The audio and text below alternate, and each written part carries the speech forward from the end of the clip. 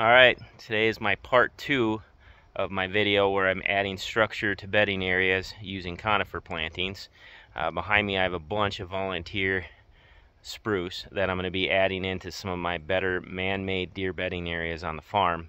So if you stick with me, I'll show you how I'm going to add these into the bedding areas and what the thought process is behind it.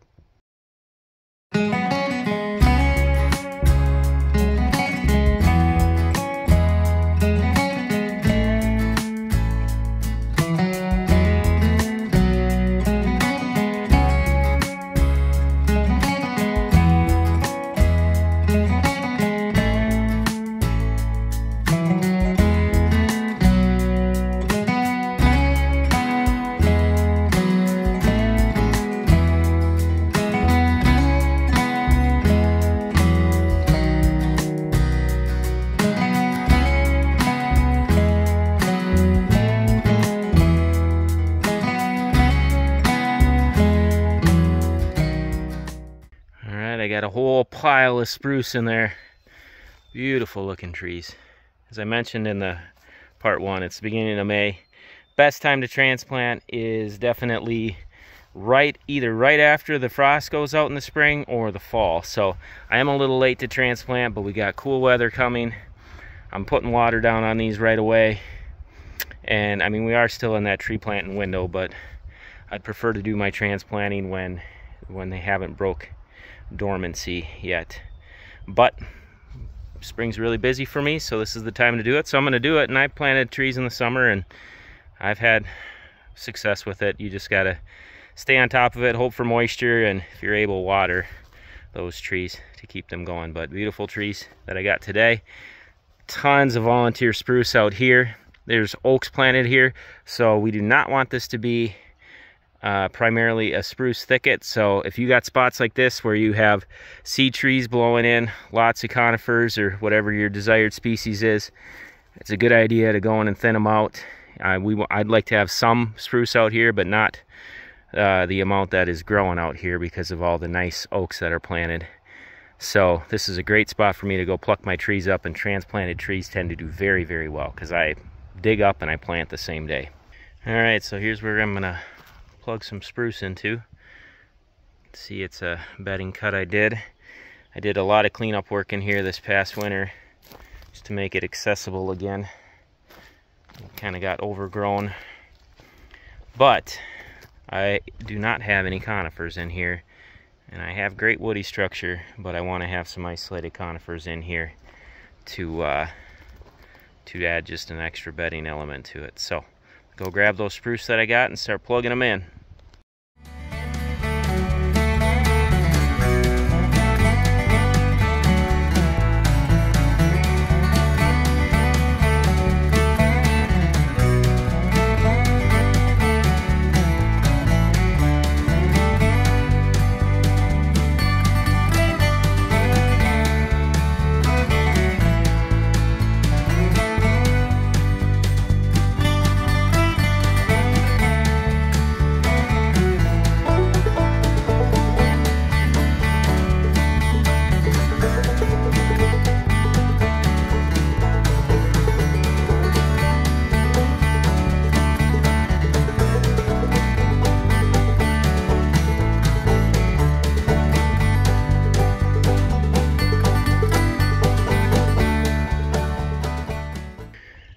Well, I only had time for 7 trees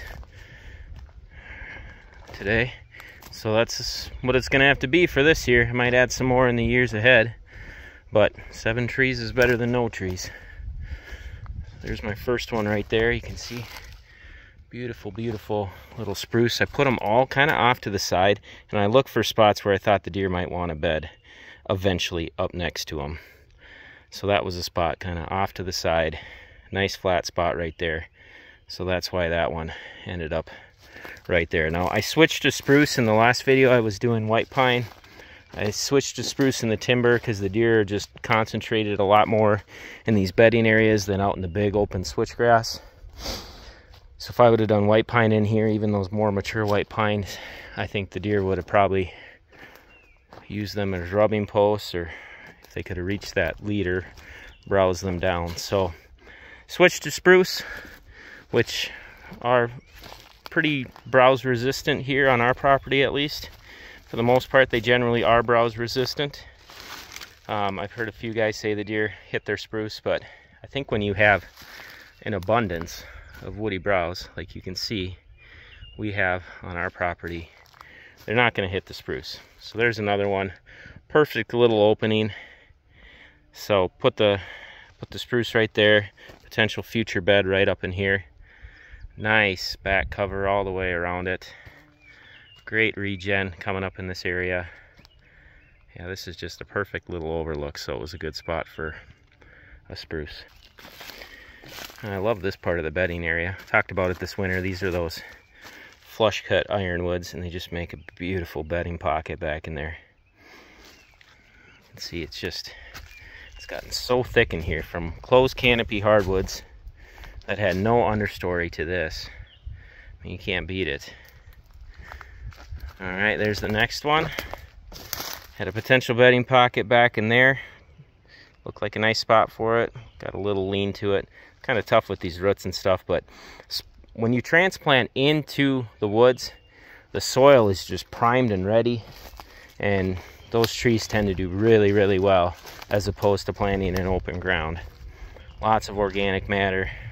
It's just the right composition for these trees, so they do tend to do very well. There's another beautiful one. Had a nice canopied bed coming out here, but nice open spot. So potential future bedding right there. It's just extra structure, even if they don't bed up next to it. I'm adding some diversity to this bedding area and a little bit of thermal protection in the winter. But again, beautiful trees I was able to transplant. All right, here's a little more of an open pocket. You can see I put a small one right there. There's a larger one right there. Again, potential bedding location off to the side. So it was a good spot for it. And then the last one ended up going right over here. Kind of a three-way intersection. Boom, boom, boom. So put the bed, potential future bed right there. Either way, it's extra structure and diversity, like I said. So I will be coming back in here. You can see the thistle starting to pop. Canada thistle and bull thistle. Some right there. I'm going to come back in and spot spray here in probably a week and a half. Get rid of that because it does take over these bedding areas when you have full sun. So that's one thing when you do open the canopy. You got to look what's coming back. And I don't want to have just a thistle thicket in here, and I've done a pretty good job of keeping it held back, but you can see off to the sides all this white trash. That was thistle last year. So I will come back in and spot spray here about a week and a half. Fun to see what natives are coming back. I'd mentioned in a post the other day, red-berried elder. Just a really cool species. Not high on the deer browse preference list, but they will browse it. Just a fun native to see popping in the woods that wasn't here before. Got lots of maple coming back. Right there we got some box elder. There is some ironwood with the stump sprouts. I'm sure if I looked hard enough, there's some red oaks in here, so I'd probably start to find a little bit of red oak regen. There's a young ash tree right there.